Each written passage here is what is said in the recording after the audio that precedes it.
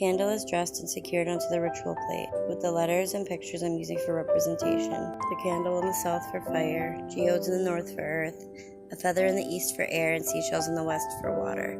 Light the candle, let it burn down to the bottom. The candle took 9 hours to burn. I captured videos when I could to show the process.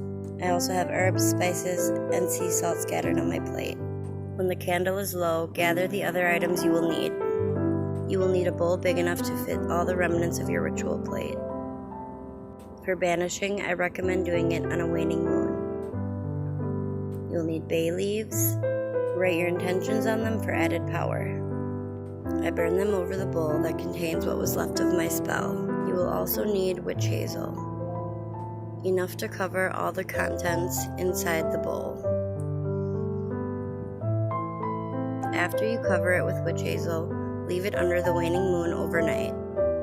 The next night, take the contents of the bowl and put them in a paper bag or roll them up in some parchment paper or tin foil. Then you want to find a secluded area, preferably as far away as you can realistically go. Try to find a spot on grass or sand that's exposed to the moonlight. You'll also want to bring a candle, lantern, or flashlights for additional lighting. My binding ritual kits come in handy.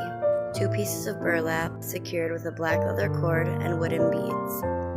This includes 2 mini wooden flatbeds, black wire, rose stems with thorns, a bottle of sea salt, and a piece of paper for your mantras. My piece of paper has a sigil, the mantras I'll be repeating, and specifically what I hope to banish. The rose stem represents the strength that held me up when I was growing as a person.